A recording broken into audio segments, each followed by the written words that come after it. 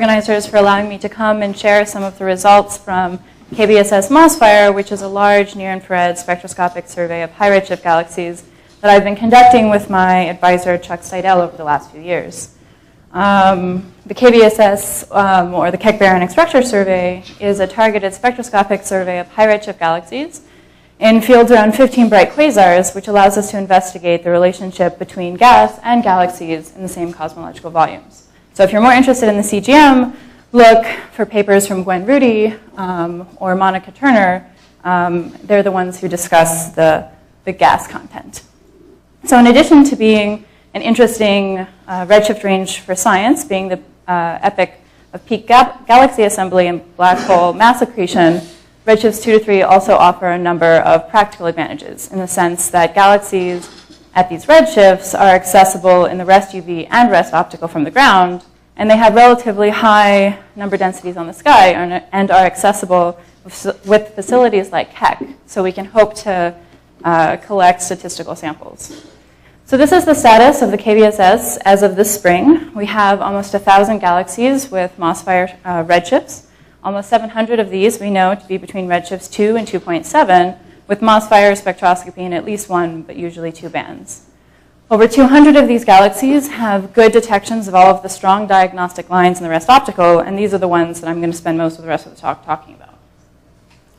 So these are a few examples of galaxies in our sample. So when I talk about the strong diagnostic lines, I mean H alpha, H beta, O3, O2, N2, sulfur 2, and in some cases we also have neon 3, although it's long words of O2 here.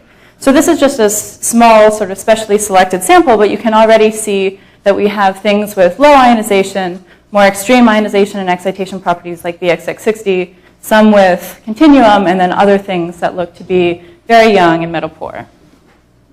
But what does a typical galaxy look like? We have stellar masses ranging from about 10 to the 9 to 10 to the 11.5 solar masses with a median stellar mass of about 10 to the 10 and a median star formation rate of about 30 solar masses a year. Extinction along the line of sight to these galaxies tends to be moderate with a median EB-V nebular of 0.3. So to the meat of the talk, this plot should be familiar to some of you, at least. It's the classic N2 BPT diagram from the Baldwin, Phillips, and Turlovich paper from 1981 that plots O3 over H beta versus N2 over H alpha. And in the local universe is used primarily as a way of separating galaxies that look a lot like H2 regions, so the star-forming sequence here, from those that have contributions or are dominated by harder ionizing radiation fields like AGN. So this is the AGN branch.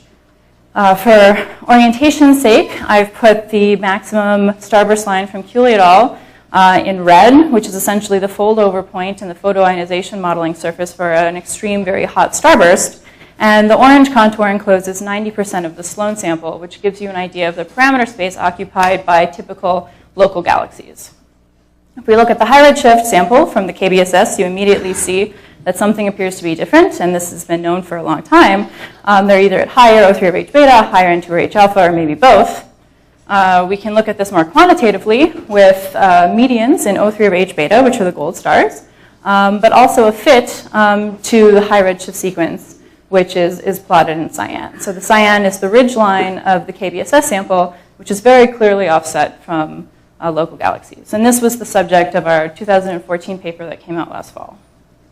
But now, of course, we have an opportunity to look at a number of other line ratios and excitation diagrams. So this is the sulfur 2 BPT diagram, which exchanges nitrogen 2 for sulfur 2 on the x-axis, and you immediately see that things are a little bit different in this parameter space. I was a little surprised that things appeared to be largely consistent with the Sloan galaxies. Even if it's the high excitation tail of Sloan, the high redshift galaxies sort of lay more or less on top of the local galaxies. Although it is important to note that the fit and the medians sort of run along the upper envelope of these 90% contours, and about 50 to 60% of our sample have O3 over H beta higher, O3 over H beta at fixed sulfur 2 over H alpha higher than sort of this envelope.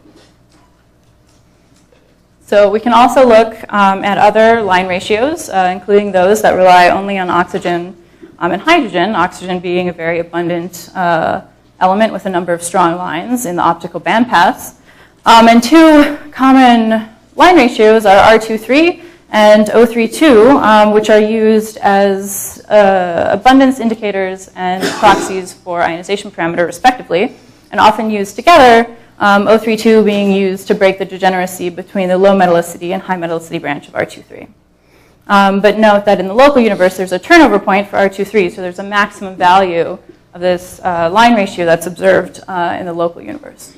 So on the right-hand side is O32 versus R23 for the SFin Galaxies in gray and the KBSS Galaxies in green. And you see largely what we saw in the sulfur-2 BPT diagram, that the majority of high redshift galaxies appear to be consistent with this high ionization excitation tail of Sloan.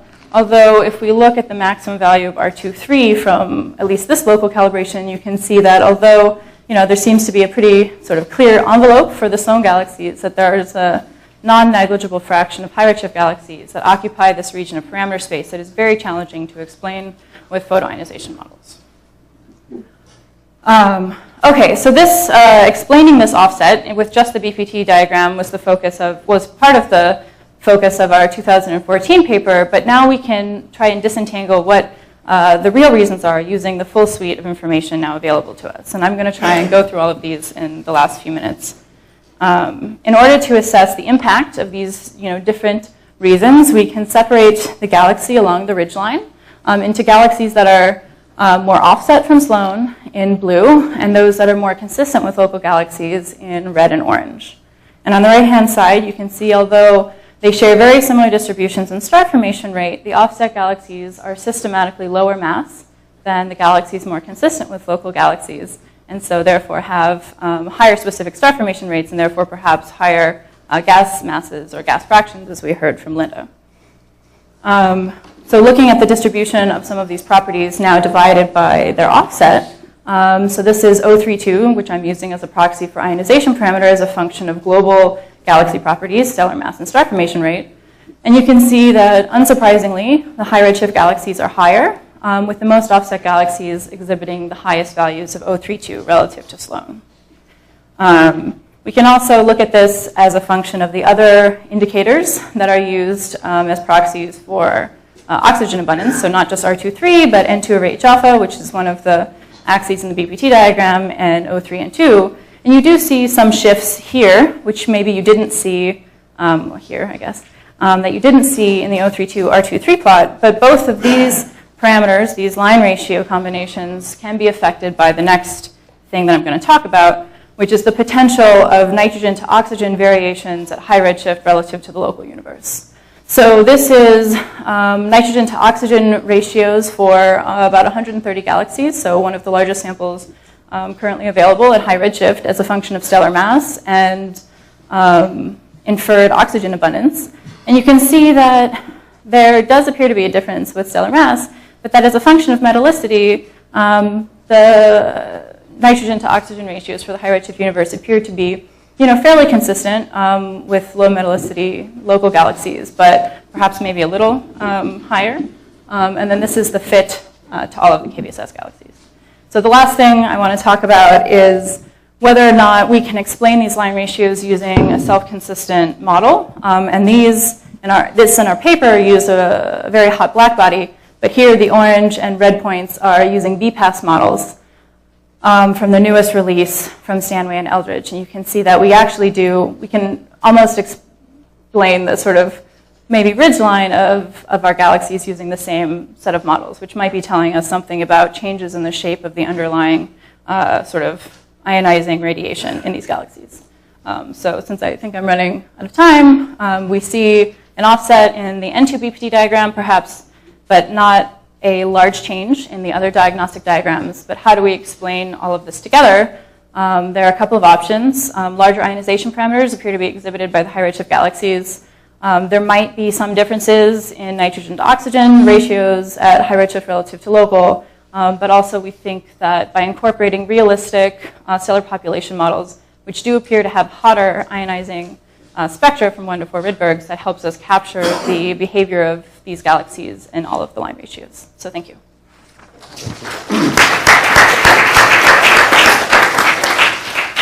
question for Allison? So I might have missed this. Beautiful data and analysis.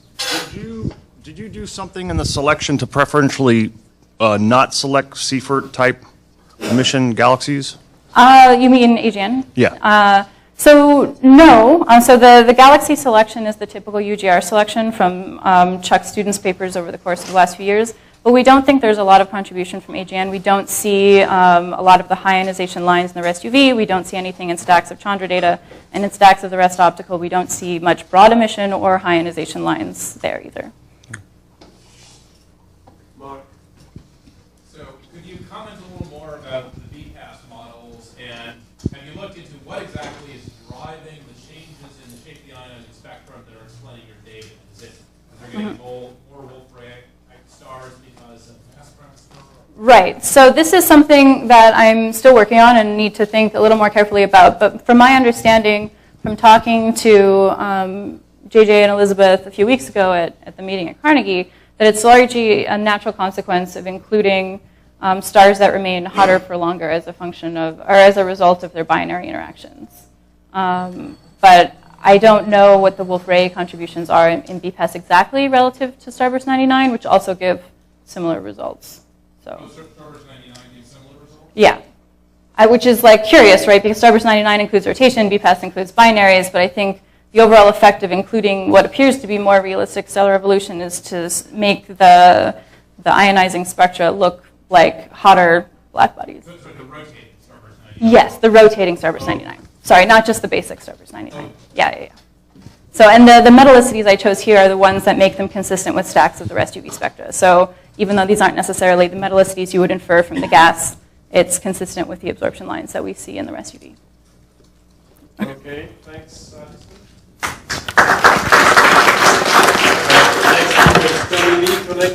And galaxies in the same cosmological volumes. So if you're more interested in the CGM, look for papers from Gwen Rudy or Monica Turner. They're the ones who discuss the gas content. So in addition to being an interesting redshift range for science, being the epoch of peak galaxy assembly and black hole mass accretion, redshifts 2 to 3 also offer a number of practical advantages. We know to be between redshifts 2 and 2.7, with MOSFIRE spectroscopy in at least one, but usually 2 bands. Over 200 of these galaxies have good detections of all of the strong diagnostic lines in the rest optical, and these are the ones that I'm going to spend most of the rest of the talk talking about. So these are a few examples of galaxies in our sample. So when I talk about the strong diagnostic lines, I mean H alpha, H beta, O3, O2, N2, sulfur 2, and in some cases we also have neon 3, although it's long words of O2 here. So this is just a small, sort of specially selected sample, but you can already see that we have things with low ionization, more extreme ionization and excitation properties like VXX60, some with continuum, and then other things that look to be very young and metal poor. But what does a typical galaxy look like? Organizers for allowing me to come and share some of the results from KBSS MOSFIRE, which is a large near-infrared spectroscopic survey of high redshift galaxies that I've been conducting with my advisor, Chuck Seidel, over the last few years. The KBSS, or the Keck Baryon Structure Survey, is a targeted spectroscopic survey of high redshift galaxies in fields around 15 bright quasars, which allows us to investigate the relationship between gases in the sense that galaxies at these redshifts are accessible in the rest UV and rest optical from the ground, and they have relatively high number densities on the sky and are accessible with facilities like Keck, so we can hope to collect statistical samples.